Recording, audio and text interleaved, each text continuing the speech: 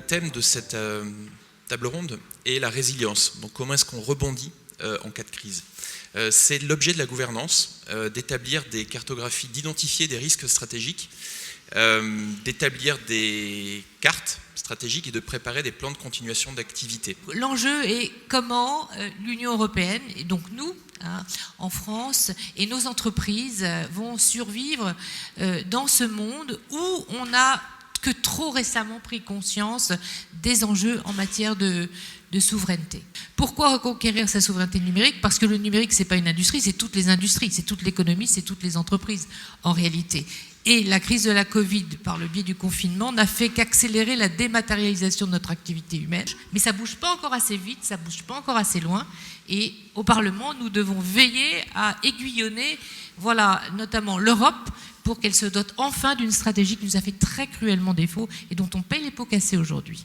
Notre rôle, à nous, Transparency International, qui sommes présents dans 120 pays, qui venons d'être expulsés de Russie, parce que nous étions une menace pour l'ordre constitutionnel russe. Dans ce monde qui évolue si rapidement et qui est si imprévisible, la seule certitude que nous pouvons avoir, c'est que nous serons encore les victimes d'une surprise stratégique. Et donc, pour nous y préparer, il y a deux axes importants. Le premier, c'est de créer les conditions pour l'innovation. Parce que l'innovation, c'est ce qui permet à une société de résister à un choc, de trouver les ressources pour se relever et pour finalement garantir la survie de la nation.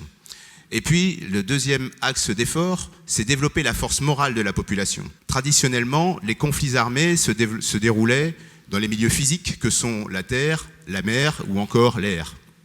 Aujourd'hui, nous devons y ajouter l'espace exo-atmosphérique, le cyberespace, les fonds sous-marins, le spectre électromagnétique ou encore le champ de l'information. La donnée est devenue stratégique, elle doit être protégée, elle doit être massifiée, analysée pour en faire le meilleur usage et la diffuser rapidement dans les réseaux qui vont connecter toutes nos capacités militaires. Il y a le risque réputationnel, c'est-à-dire peut-on finalement, pour une entreprise, avoir des activités commercées avec un pays ou une zone géographique dans laquelle les valeurs, comme on dit maintenant, un mot un peu galvaudé, mais enfin les valeurs sont complètement différentes. Quand le client vient chez nous pour venir poser de la donnée chez nous, il vient externaliser une part importante de sa propriété intellectuelle, de ses données stratégiques, il doit pouvoir nous faire confiance. Et il doit pouvoir savoir que là où il va poser la donnée, il n'y a pas de risque qu'il soit pillé, volé par un juge américain ou en danger par rapport à n'importe quelle réglementation.